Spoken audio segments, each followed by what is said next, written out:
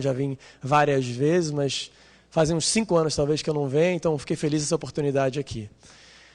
Eu trabalho na Canonical há 11 anos, sou talvez uma das pessoas mais antigas da Canonical que vocês vão ter contato aqui. Sou brasileiro, nasci aqui em Porto Alegre, na verdade, mas minha família é do Rio, a gente mudou embora muito cedo. Eu fiz, na Canonical, nesses 11 anos, trabalhei em diversas áreas diferentes. Em 2010, eu saí da Canonical emprestado para a ARM e fundei a Linaro, que é uma fundação basicamente sem fins lucrativos, mas que trabalha para melhorar Linux em ARM.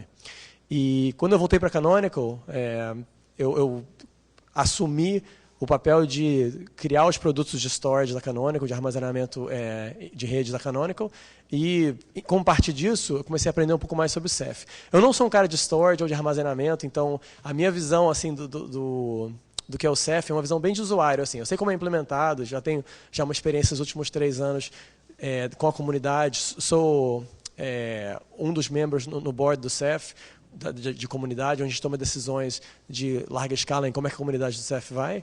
Mas eu achei o Ceph, quando eu fui apresentado a ele, uma coisa tão interessante, em particular para o Brasil, onde a gente sempre está procurando tecnologias que realmente vêm a remover silos ou provedores consolidados para você poder realmente abrir.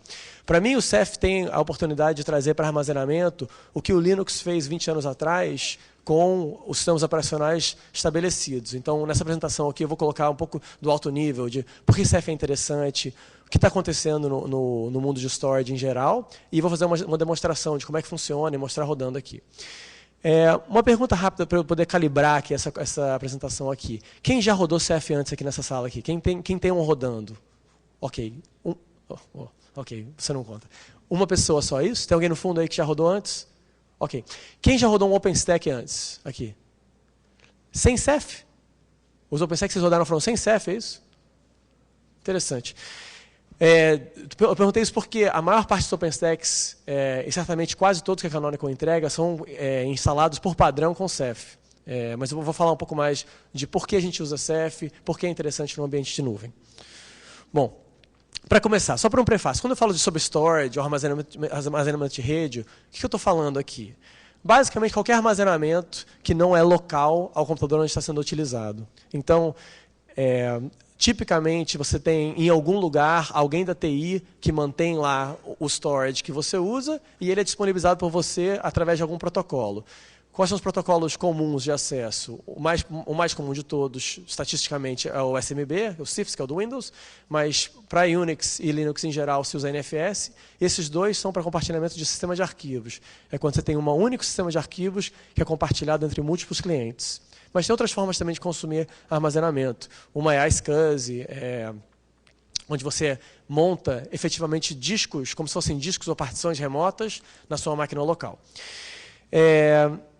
A coisa interessante sobre storage de rede é que, em geral, ela é escalável. Ou seja, eu posso adicionar mais capacidade no armazenamento sem que o cliente tenha que ser notificado disso. Então, por exemplo, se eu tenho um servidor NFS e eu adiciono mais armazenamento para esse servidor NFS, os clientes basicamente têm gratuitamente, sem ter que fazer nenhuma reconfiguração, acesso a esse conteúdo aí.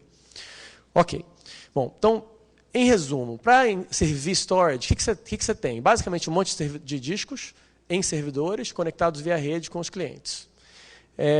Quem aqui é de TI ou trabalha no departamento de TI de alguma empresa aqui? Ok. No seu departamento de TI, quem não oferece storage usando um dispositivo appliance, tipo EMC ou NetApp, quem não usa um desses aí, Hitachi, o que vocês usam? Me conta aí, você. Um caseiro. Então, são servidores com ZFS rodando. Ok, software defined nesse sentido, rodando em software. Alguém que não usa uma solução como essa? Ok, então, ou você usa um appliance, ou você faz uma solução caseira. O Ceph é um negócio bacana porque ele é uma solução meio do início ao fim de armazenamento que é escalável. Então, vou falar das transições que estão acontecendo nesse mercado aqui.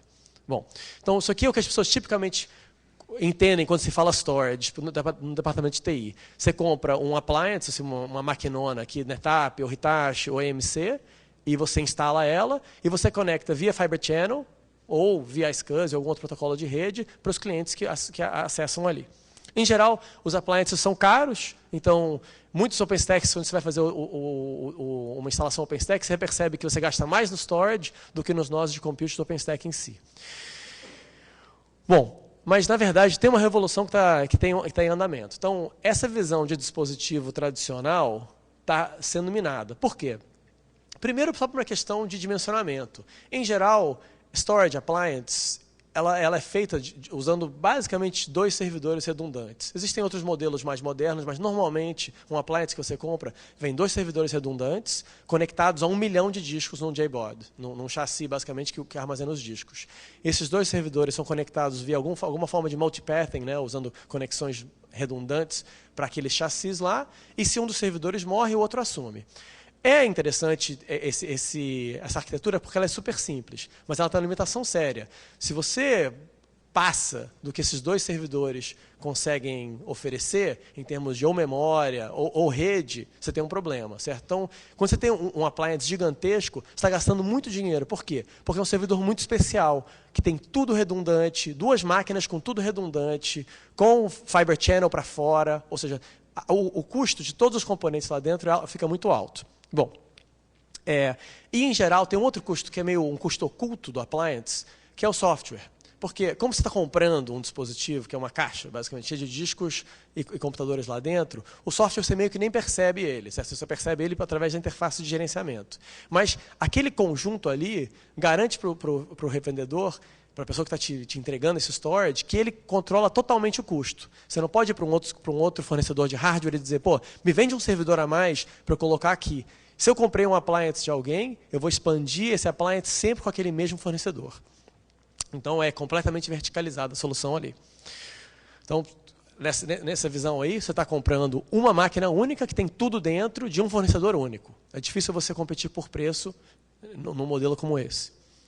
Bom, então tem 3 transições críticas que estão acontecendo. A primeira, que é uma transição geral que está acontecendo em software como um todo, que é essa transição para software grande, software complicado. A gente usa o termo scale-out para descrever isso aí. É quando o software não roda mais em uma máquina única, onde você precisa de várias máquinas para você juntas trabalhando, entregar algum serviço.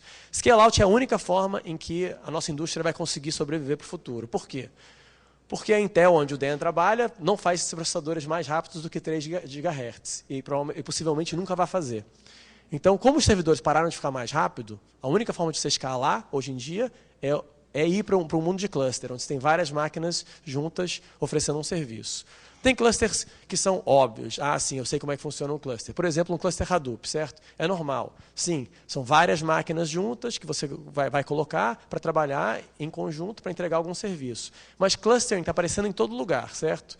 De web e big data, que é onde surgiu, agora você vê bases de dados que são feitas clusterizadas. Por quê? Por causa desse problema, que você não quer mais ter uma arquitetura onde um servidor único é muito importante. O futuro da computação é um futuro em que muitas máquinas estão trabalhando juntas para prover um serviço. É para esse lado que a gente vai, não tem volta mais. Bom, então 3 transições críticas. A primeira que eu falei, scale up para scale out, ou seja, agora está indo de um modelo onde tem poucos servidores para muitos, e onde você pode adicionar servidores a mais para escalar a sua aplicação.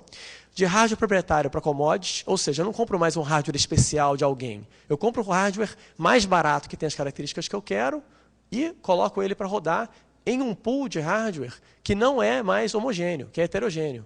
Então, você não compra mais hardware de um único vendedor. Eu compro o que é interessante para eu comprar naquele momento. E o último é a transição de software proprietário para open source, que é uma transição que a gente viu 20 anos atrás começar com Linux, mas que continua acontecendo e comendo tudo pelas beiradas. A próxima beirada que ela está comendo agora é storage. O armazenamento talvez seja o último espaço da TI que está meio intocado, né? Cloud veio, e o OpenStack hoje em dia mostra que realmente existe uma alternativa viável, que vai dominar a cloud privada para o futuro, e com storage você vai ver que um monte de projetos interessantes estão aparecendo, Ceph sendo um deles. Ok, então, desse modelo antigo, onde você comprava um servidor único, rodava esse software proprietário que o fornecedor te provia, e daí você conectava armazenamento, você vai mudar para um mundo em que você tem um monte de servidores diferentes, conectados, rodando software. Aqui eu estou mostrando aqui um exemplo aqui. Você tem Ubuntu e Ceph em cada uma dessas máquinas, Então tem um monte de máquinas aqui rodando Ubuntu e Ceph e que juntas elas fornecem um serviço de armazenamento que outros clientes podem consumir. Ok. Então o Ceph é uma solução scale-out, é a primeira parte que é importante. Então o Ceph ele é feito para crescer adicionando mais máquinas.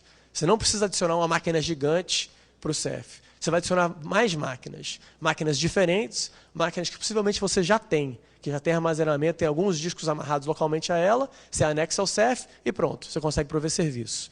E open source para prover e gerenciar a storage. CFL GPL V1, então é uma licença que é das restritivas, talvez a mais permissiva, permite que você embute o Ceph em outras soluções. E o Ceph, uma coisa interessante dele é que os clientes para o Ceph já estão integrados no kernel Linux. Ou seja, para clientes Linux, em geral, você não precisa mexer nele para consumir storage Ceph. Você tem uma instalação Ubuntu, você consegue montar volumes Ceph, ou montar file system Ceph, sem ter que mexer no cliente ali, o que facilita muito a instalação e o uso em larga escala. Ok, então em 1 minuto. Foi criado por um cara chamado Sage Will, que é uma pessoa super interessante. Quem é que lembra de WebRing? Quem aqui tá? Bom, tá aí. Alguém aqui nasceu na década de 90? 80? Muitos de vocês, vamos lá. WebRing era uma coisa que veio no começo da web, que linkava websites diferentes. Tinha um bannerzinho que ficava no rodapé da página, que você clicava para você seguir. Então, o Sage, uma das coisas que faz ele é famosa por ter criado o WebRing. Mas é um dos fundadores também da DreamHost, que é um provedor de serviços americano. Mas o Sage fez um doutorado que terminou em 2007, e nesse doutorado ele criou basicamente a ideia, o conceito do que era o Ceph e uma implementação original dela. O primeiro lançamento foi em 2012 e tiveram um monte de lançamentos até hoje. O primeiro lançamento não tinha nem número, mas a versão chamava Argonaut, e o último lançamento chama Jewel, foi lançado em abril desse ano. Bom, roda então em múltiplas máquinas, usando discos localmente conectados. Então você tem uma máquina, um PC, com 3 discos conectados ou um disco conectado, essa máquina pode se tornar um servidor Ceph. E aí, dessa máquina, os clientes acessam o armazenamento via rede. Tolera falha de discos, de servidores e de zonas completas. Por uma zona, é um conceito um pouco arbitrário, mas se você diz, eu quero tolerar a falha de um rack, ou seja, meu switch do rack pode morrer, ou todas as máquinas do rack podem morrer, ou esse rack pode perder energia, o Ceph garante que você não só não perde dados, mas que seu armazenamento está disponível ainda. Então, ele tolera falha nesses 3 níveis. Posso perder um disco, ou vários discos, posso perder um nó inteiro e posso perder uma zona inteira, da forma como eu defini. A zona pode ser um rack, pode ser uma fileira de racks, ou pode ser um data center inteiro, se tiver uma solução com múltiplos data centers.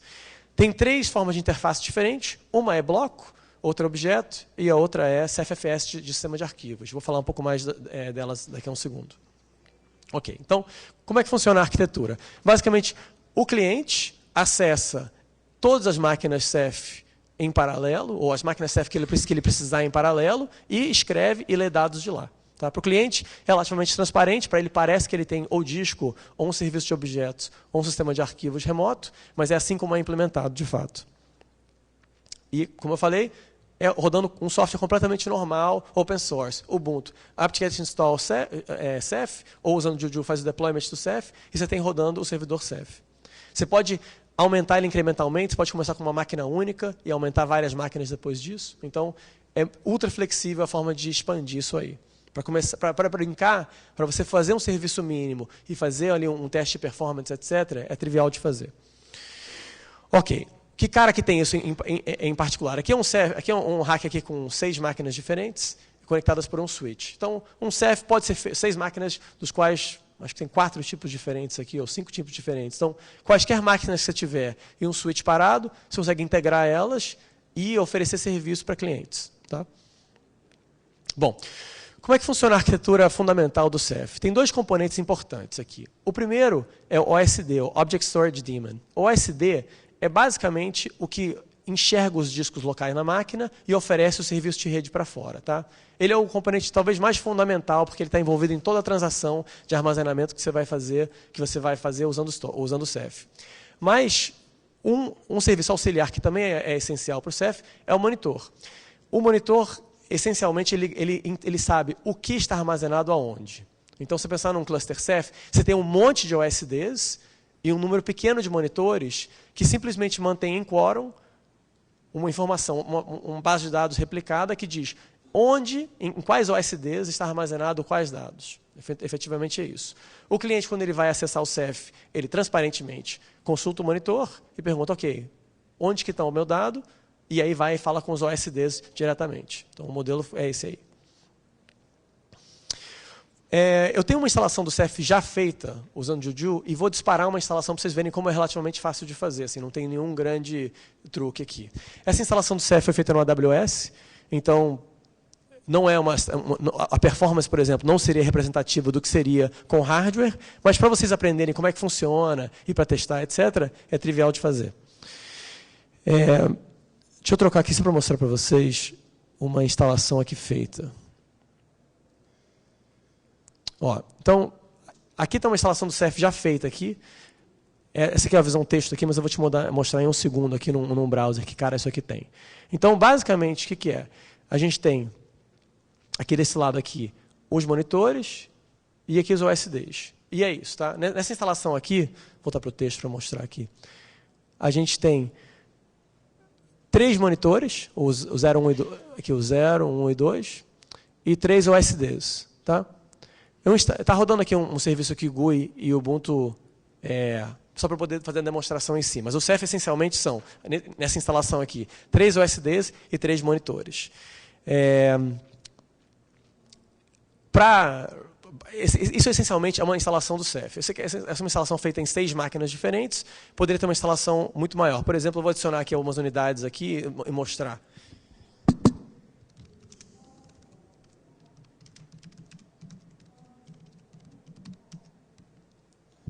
Então, aqui eu estou basicamente dizendo para o Juju, ok, vá na AWS, peça para mim 3 máquinas novas e instale o CFOSD nessas 3 máquinas e integre elas ao cluster. Então, transparentemente, o Juju cuida de instalar o sistema operacional, configurar o CEF nele e integrar o cluster ali. Isso aqui vai rodar um pouquinho aqui, porque eu não estou nem na Wi-Fi, eu estou usando uma rede celular. Mas, enfim, quando terminar esse processo aqui, está basicamente rodando ali um CEF com 6 OSDs.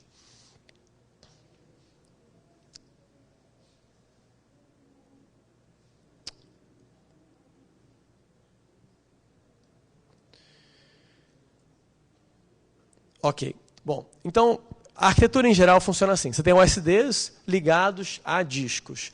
Em geral, em instalações grandes, você vai ter máquinas que vão ter 20 ou mais discos. Nessas configurações, em geral, você compra um JBOD, que é um chassi que simplesmente armazena os discos e oferece conectividade para dentro deles, e esse JBOD é ligado a um servidor. De novo, uma solução de ultra baixo custo, não tem nada de hardware especial sendo usado. Pode usar SATA, pode usar SAS, pode usar hard drive, ou o disco rotativo, ou pode usar SSD, tanto faz.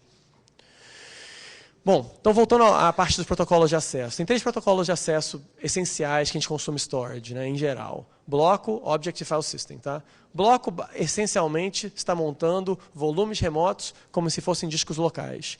Object, que é uma interface onde você armazena objetos via HTTP, e File System, que talvez seja a forma de armazenamento remoto mais conhecida, onde você está consumindo via ou SMB ou NFS tradicionalmente, um sistema de arquivos único que todos os usuários vêm juntos. Tá?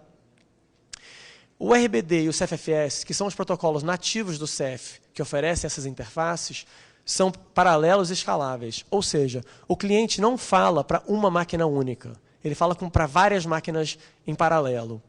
Essa questão do cliente falar com várias máquinas em paralelo é fundamental porque ela é o que garante que o CEF, essencialmente, permite você escalar linearmente. Por quê?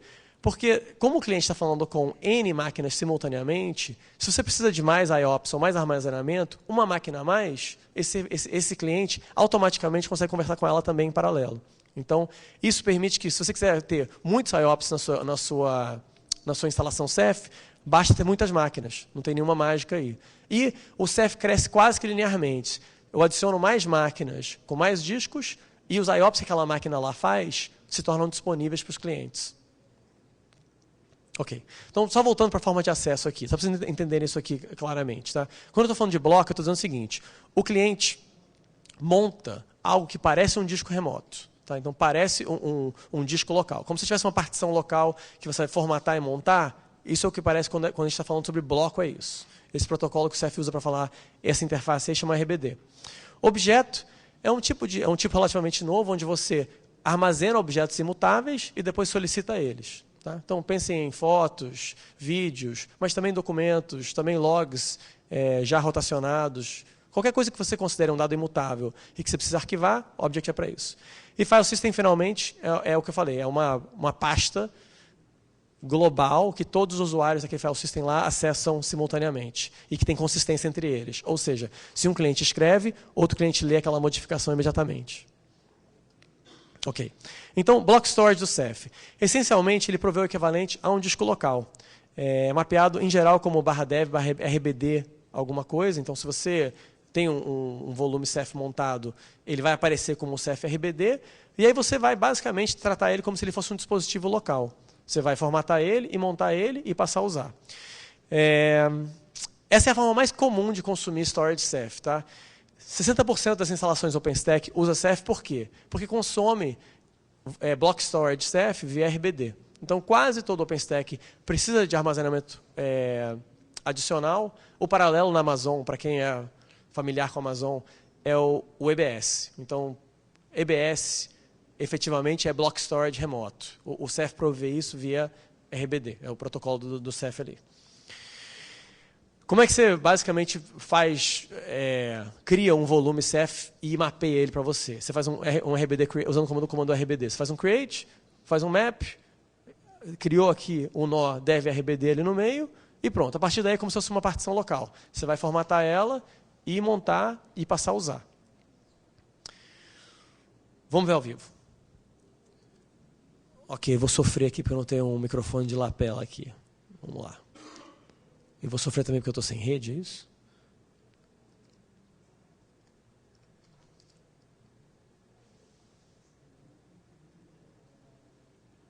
Não, tenho rede sim. Vamos lá. Então, vou dar um Juju SSH.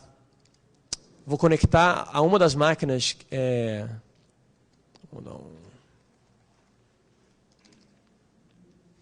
Vou conectar uma das máquinas que a gente tem no deployment ali. Estou um pouco preocupado, que eu não sei se 100% se minha conexão está aqui viva, mas enfim. Nessa máquina Ubuntu Zero, eu tenho lá rodando uma versão do Ubuntu, já com o cliente Ceph configurado. E essa versão do Ubuntu, eu consigo já imediatamente fazer um RBD, create, etc. Ok. Não vou confiar na minha conexão aqui. O que eu preciso usar aqui? Visitantes, portal? Ou nenhum deles? Qual access point eu uso aqui? Alguém sabe? Fizzly. Fizzly, ok.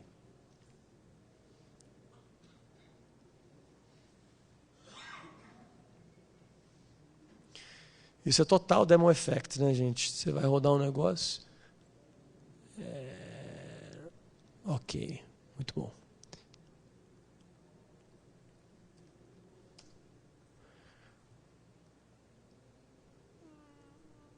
Estou achando que minhas instâncias aqui morreram completamente. Só um minuto.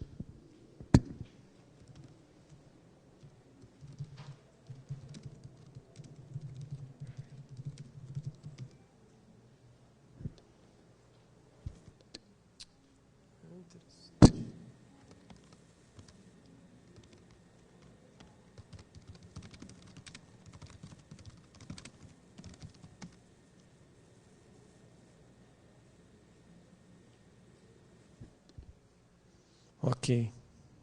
Por algum motivo está ultra lento aqui. Enfim. Vou fazer um deployment novo aqui. A gente tem uns 20 minutos, deve rodar. Vou fazer um deployment do zero, então, do Ceph, para vocês poderem ver. E aí, em parte, vocês vão poder ver como é que é construído e tal o ambiente. Ok, vou até sentar aqui.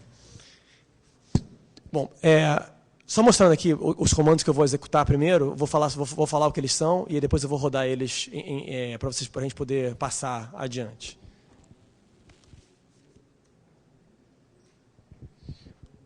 Ok. Para fazer um deployment, o que você faz é o seguinte, com qualquer... Quem já usou o Juju antes aqui? Ah, só eu e você. Ok. Bom, no jujucharms.com tem um link no final, vai mostrar para vocês como é que você cria um ambiente Juju.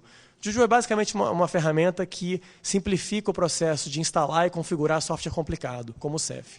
Então, Eu estou assumindo aqui que eu tenho um ambiente Juju já configurado, mas essa parte é trivial de fazer e tem documentação boa. Vou mostrar só no Juju como é que você faria para fazer o deployment do Ceph em si. Pode perguntar. Ok.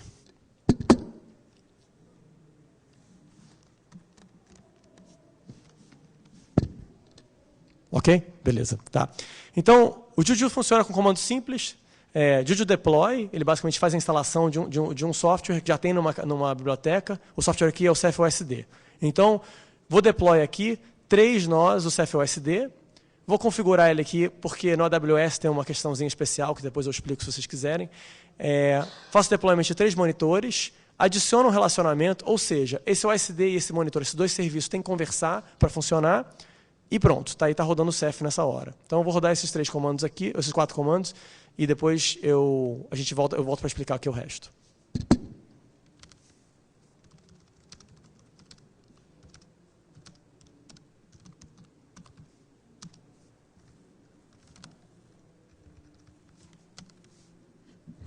Então, basicamente, o que ele está fazendo aqui? Ele está falando, ok, você pediu para mim 3 máquinas e quer que eu instale o OSD do Ceph nela. Então, o Juju vai, solicita as máquinas para a AWS, o AWS sobre essas máquinas, ele configura o Ceph, instala o Ceph nessas máquinas, configura elas e pronto, deixa rodando.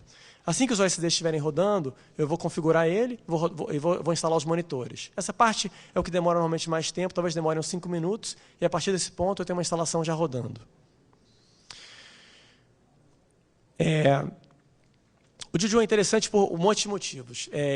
Permite que você instale qualquer software complicado usando essa mesma interface conhecida. Então, está interessado em experimentar Hadoop ou Cassandra, Juju Deploy, Hadoop, Juju Deploy, Cassandra, e você tem ali instalado uma ou mais nós com aquele software já configurado. Para qualquer tipo de software scale-out, software complicado, grande, o Juju é perfeito, porque ele entende, ok, tem vários nós que vão estar rodando configurações de software muito similares um entre si. E aí vai rodar normalmente. Ok, não vou ficar esperando aqui até o fim do dia, vou deixar rodando aqui e a gente volta.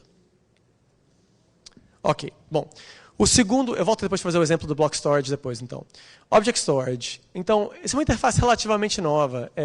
Essa interface foi realmente popularizada pela Amazon quando criou o S3. Quem aqui já usou o S3 da AWS? Ok, então vocês entendem o que eu estou falando. É basicamente uma interface HTTP, REST, onde você manda objetos, esses objetos são armazenados para você de forma durável, certo? Ou seja, você não se preocupa da AWS perder discos ou perder servidores. Eles garantem que seus dados vão estar sempre lá de alguma forma. E depois você consome, via REST de novo, via uma consulta HTTP, esses objetos. Os objetos, em geral, são considerados imutáveis. Algumas interfaces objeto permitem que você faça partial writes, né, modificações parciais, mas, em geral, você usa para gravar dados que você não vai ficar modificando muito. Então, exemplos óbvios são fotos e vídeos, mas, eu falei, qualquer documento que você considere imutável, um log, por exemplo, que já foi rotacionado, um PDF que foi gerado, pode ser guardado no Object Storage. Exato, backups é um outro exemplo claro, né? O backup é, por essência, imutável. Você está tirando um retrato de todos os seus dados e tacando em algum lugar. Então, o Object Storage é perfeito para isso. Bom, o Ceph então oferece uma interface compatível com S3 e também compatível com OpenStack Swift de objeto, onde você pode, com o Ceph, garantir que objetos postados vão sobreviver a falhas de disco, zona e servidor. No Ceph, a interface de objeto utiliza um gateway, que chama o Rados Gateway.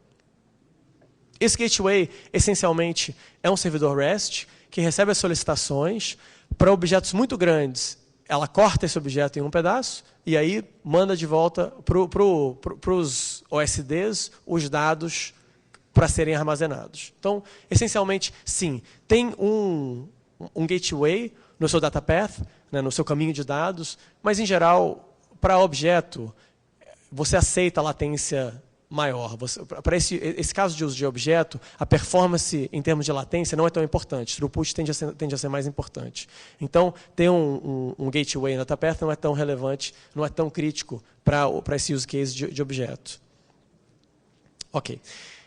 A última coisa que eu quero falar assim, em geral sobre o Ceph é isso aqui, é sobre durabilidade e autodisponibilidade. Então, eu falei que o Ceph garante que você pode perder discos, máquinas ou zonas inteiras. Mas eu não falei como é que ele faz isso. Então, para dar um pouco mais de profundidade nisso aí, em exatamente como é que ele faz, eu queria colocar os mecanismos que ele provê para isso. Bom, primeiro, os dados são sempre armazenados de forma durável. Por padrão, a replicação do Ceph é tripla, ou seja, você guarda 3 réplicas de todo o dado que você escreve. Escrevi um bloco, 3 réplicas desse bloco são gravadas. Onde são gravadas? Então, tem um algoritmo chamado Crush que define onde é que esses dados são gravados para manter essas características que eu coloquei no começo. Ou seja, que um disco pode falhar, que uma máquina pode falhar e que uma zona pode falhar. Então, quando eu faço uma escrita no Ceph e ele vai guardar as réplicas, esse algoritmo Crush pensa, ok, que máquinas eu tenho? As réplicas desse dado eu preciso gravar em máquinas distintas, em zonas distintas e, obviamente, em discos distintos, certo? Essa questão em discos distintos é mais importante quando você só tem uma zona, por exemplo. Vamos dizer que você só tem 3 máquinas, você só tem uma zona. Então, ele tem que se preocupar, ok, preciso pelo menos garantir que as 3 réplicas estão nas 3 máquinas diferentes, para, se eu perder uma máquina, eu tenho meus dados lá ainda. Se eu perder 2 máquinas, eu tenho meus dados lá ainda. Ok? E, obviamente, se tem uma máquina única, mas com 3 discos, o Ceph garante essas 3 réplicas vão ser escritas em discos diferentes, para garantir que eu posso perder 2 discos e ainda assim ter meus dados lá. Tá? Então, por padrão, a replicação do Ceph é 3 vezes. Essa replicação é configurável, ou seja, eu posso falar, eu quero 4 réplicas, ou eu quero só 2 réplicas, porque, e aí você tem alguma característica interna da sua TI que define que 2 réplicas está ok. O Ceph, em geral, não assume que você tem embaixo do Ceph RAID, redundância nos discos. O Ceph acessa os discos diretamente. Ele recomenda que você configure o seu... Se você tiver uma enclosure que ofereça RAID, o Ceph especifica que você configure esses discos no modo JBOD, ou seja, o sistema operacional enxerga todos os discos diretamente. Por quê? Porque o Ceph já faz a replicação nele mesmo. Então, não tem necessidade de você replicar no Ceph e depois replicar em RAID embaixo.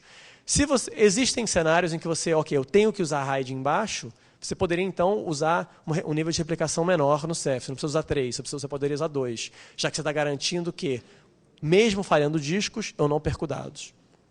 Ok?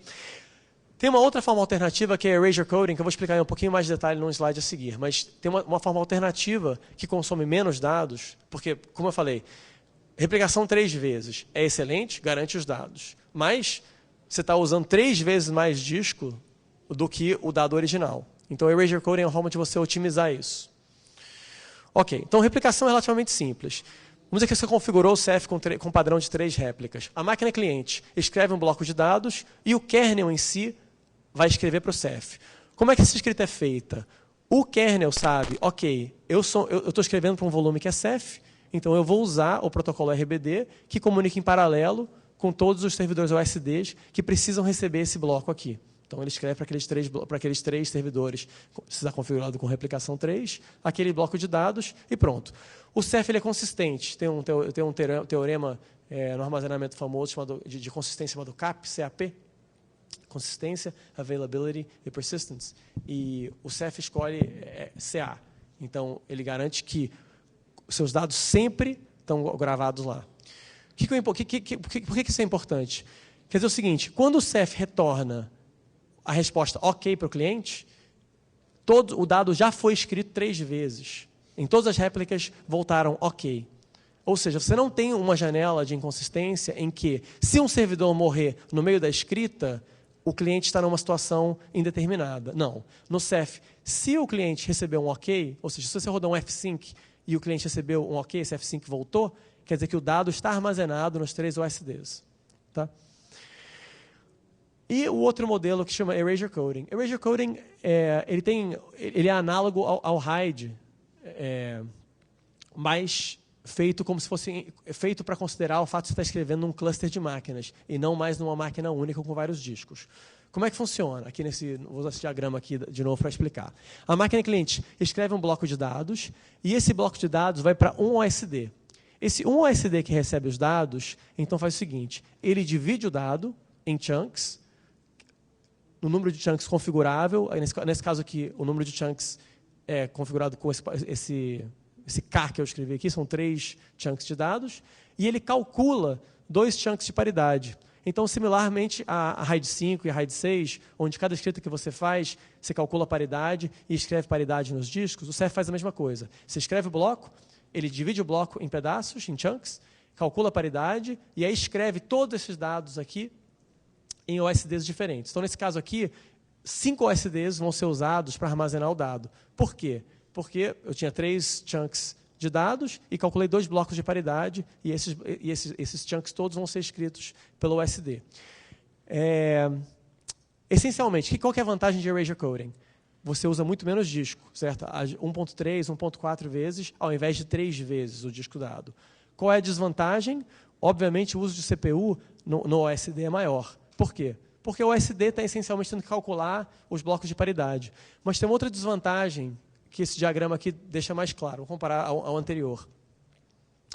No modelo de replicação, o OSD escreve para o cliente escreve para todos os OSDs em paralelo, tá? Escreve para eles em paralelo e pode ler e escrever em paralelo ali.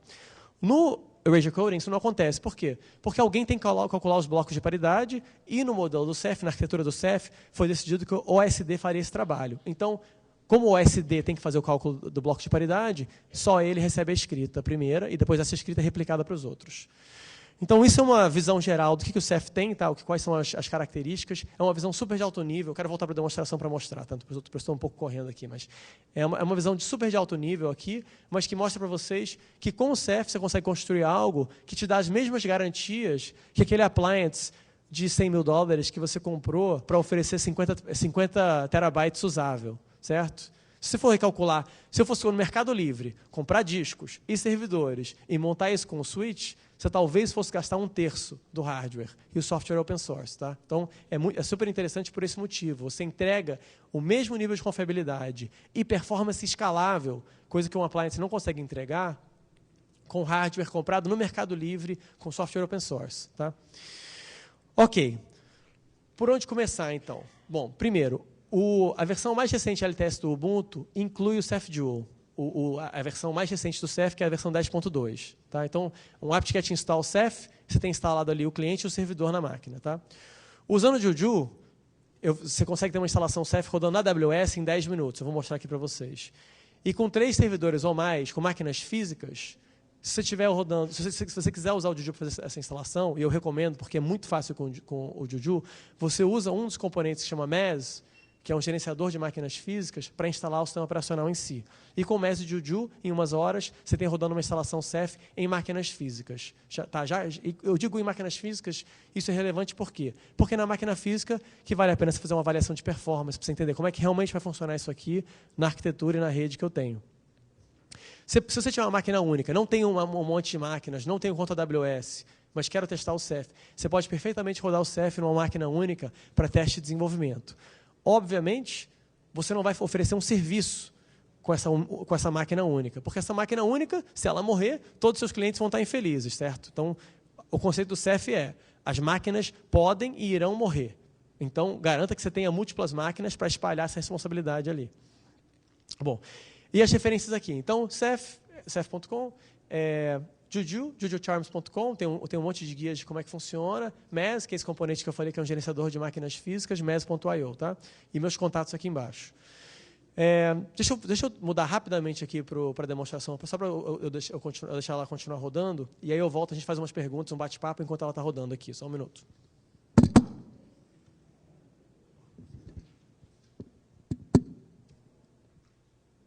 Então, eu fiz o deployment de 3 OSDs aqui e vou rodar os monitores. Enquanto a gente espera aqui, terminar aqui o deployment desses aí, queria fazer primeiro algumas perguntas para vocês aí. Do que vocês ouviram aqui, quem aqui acha que seria interessante para substituir ou para testar, substituir algo que você hoje está comprando caro de um vendedor de appliance hoje? Baseado no que vocês viram aqui. Tá. Imagino que vocês tenham vindo para a palestra, em parte porque já estavam interessados já no assunto aqui.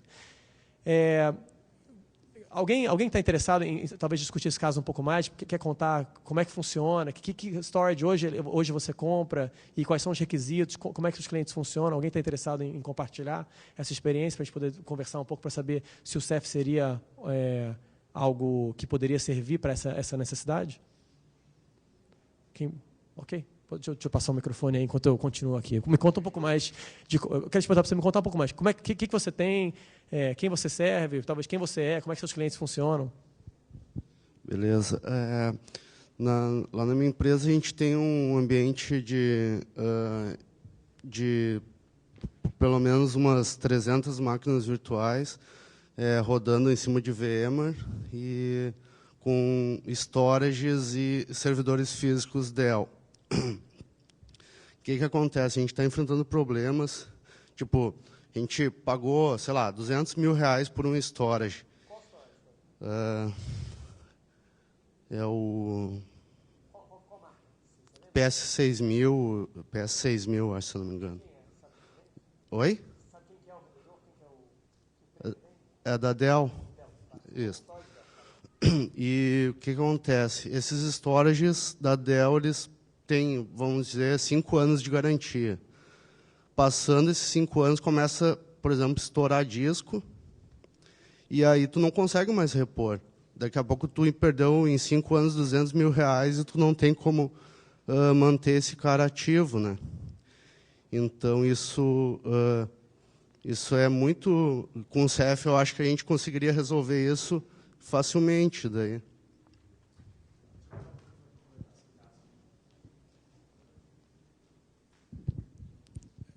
Dan, this one's for you.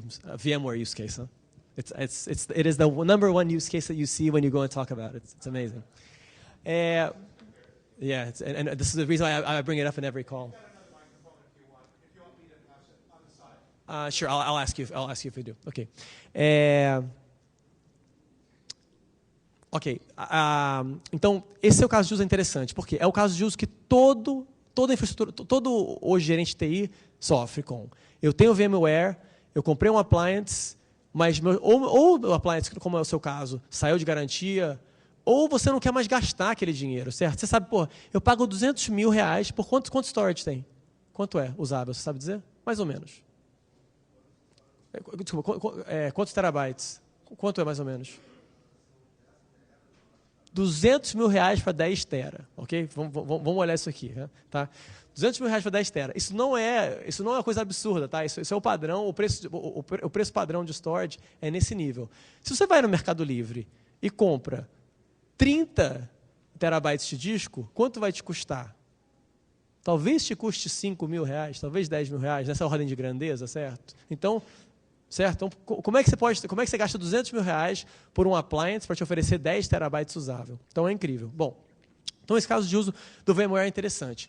Por que é interessante? Uma coisa que eu falei que é especificamente sobre o Ceph o Ceph possui clientes nativos em Linux. Ou seja, as máquinas Linux que quiserem consumir Ceph, o bloco Ceph, conseguem acessar. O VMware não tem um cliente nativo Ceph. Então, para VMware especificamente, você vai precisar usar um gateway. Ou seja, tem uma máquina, um datapath, que ofereça a SCSI para o VMware e que, no fundo, converse com o Ceph converse com o Ceph por trás, certo? Então, não é um modelo em que o VMware consegue acessar diretamente todos os RBDs em paralelo, usa um gateway no meio, mas, sem dúvida nenhuma, permite que você expanda a sua instalação de armazenamento sem precisar comprar um appliance. Você pode, no Ceph, por exemplo, comprar uma máquina que aceita 20 discos, certo? Mas eu só quero comprar 10 no começo. Não quero gastar para os 20 discos. Não tem problema. Coloco 20 discos depois. Quais discos? De que velocidade? Você escolhe. Não faz diferença. Porque, no fundo, o Ceph não está amarrado ao fato do disco ser suportável. Se esse disco falha, ok, não tem problema. Coloca outro disco lá e pronto. Eu recomendo, para quem faz instalação do Ceph, compre no Mercado Livre, certo? Porque você não precisa mais ter essa sua relação do seu vendedor em que ele garanta que cada disco que ele vai te entregar é um disco confiável. Por quê? Porque você paga 5 vezes o preço do disco, né, por essa relação. Você não precisa pagar 5 vezes o disco. Como é que é? Desculpa. Sim, exatamente. Além disso, você não precisa dizer disco spare, certo? Exatamente. Você pode comprar e usar. É um conceito interessante, é uma coisa que é interessante que você colocou. Em geral, usando appliances de armazenamento, você tem discos reserva, que não estão sendo usados, certo? Para que estão lá esses discos que não estão sendo usados? Para se um disco falhar do appliance, ele copiar os dados para lá. Só que disco spare é que nem máquina Bom, se você uma outra analogia, talvez. É que nem máquina que você tem na sua rede para ser usada, mas que você nunca ligou. Você nunca sabe, é um mistério ruim, certo? Você nunca sabe se esse disco que você vai começar a usar no dia seguinte está funcionando ou não. Tá, ok, acabei de perder um disco. Vou escrever agora os dados para esse meu disco reserva. Mas eu nunca usei esse disco reserva antes. O que vai acontecer? O disco reserva estava ruim. Então, no momento mais crítico que você precisava recuperar, garantir que seu dado vai estar lá, o seu disco morreu, certo? Então, em geral, em scale-out, a gente mata essa ideia de spares. Tem clientes que se escrevem, perguntam para a gente, eu vou fazer uma nuvem OpenStack, quantos spares eu preciso ter? Eu falo, 0, não tem spares. Por quê? Porque é um conto de fadas pronto para dar tudo errado. Né? Aquela máquina que você tem lá garantida, esperando receber o workload, quando você precisa dela, você descobre, a fonte estava ruim. Tss, e a máquina morre no momento mais crítico, em que você está precisando fazer o failover. Tá? Bom, fiz o deployment aqui do... Só um minutinho, tá? Terminando de instalar aqui os monitores aqui, tá? Mas assim que eu terminar de rodar isso aqui, eu vou fazer um deployment de um nó Ubuntu aqui. Será que eu vou conseguir mostrar em 4 minutos?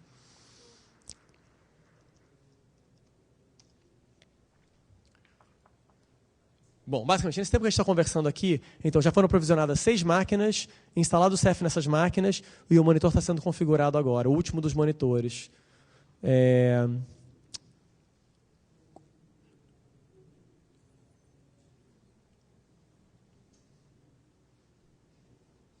Ok, vou dar um segundo aqui para ele terminar de estabilizar aqui e eu posso mostrar.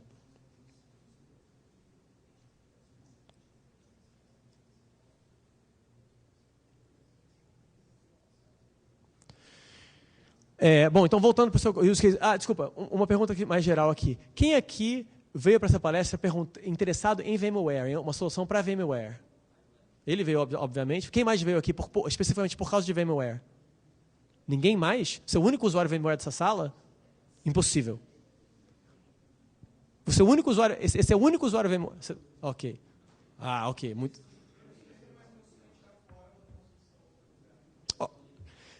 Interessante esse use case. Deixa eu te perguntar aqui, vamos rapidamente para eu te perguntar, só porque é interessante esse caso de uso aí. Você está querendo trocar o seu VMware por outra coisa, é isso? Me fala um pouco mais. Tá. Bacana. Vamos licenciar o VMware, uns milhões. Vamos botar uma solução de SDN dele, mais milhões. Sim. Sim.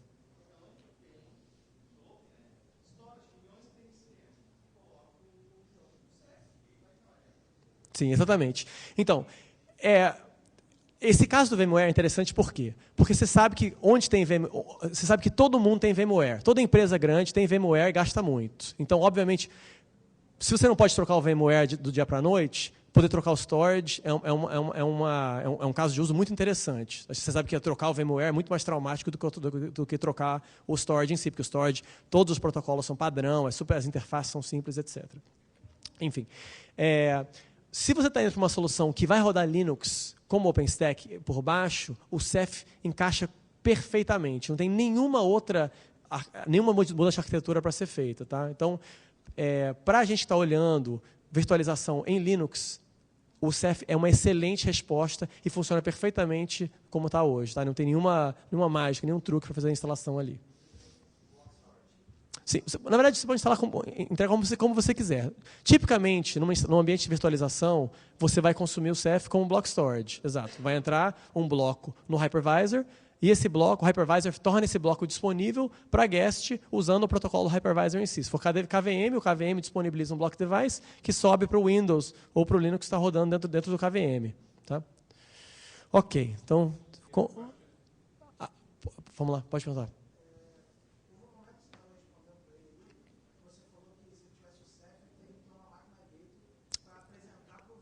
Sim.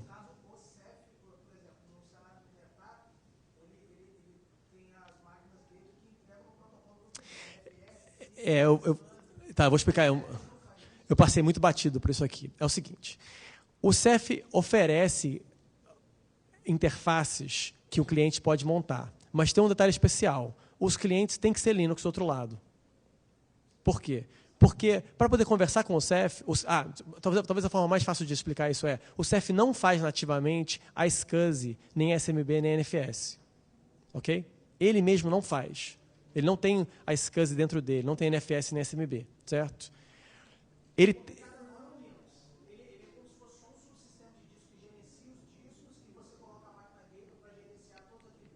Não, ele faz a gerência, mas a questão é uma questão de protocolo.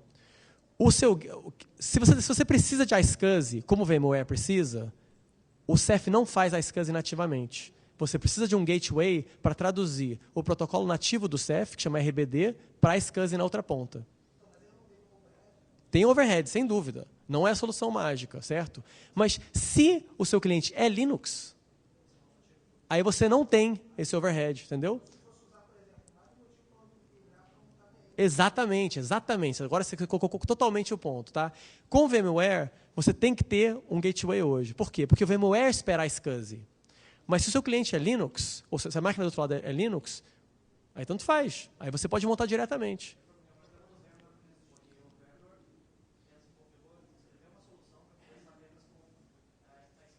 Sim.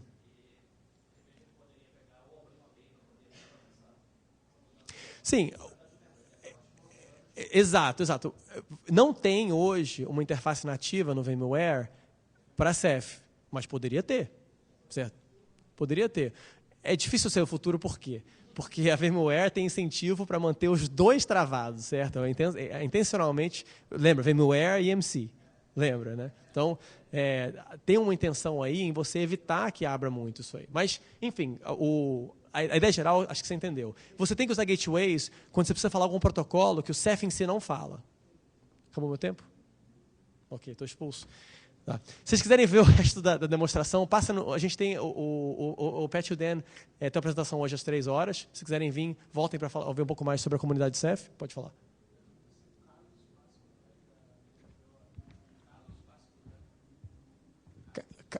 Carlos Bascolan, está aqui nessa sala?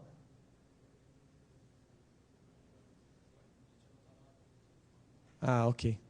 Tá. Mas, enfim, a gente tem um stand do Ceph aqui. Eu vou estar lá hoje à tarde. Se quiserem terminar de ver a demonstração, passem lá, eu mostro para vocês, mostro como é que funciona. Tá bom? Desculpa a correria. Obrigado, gente.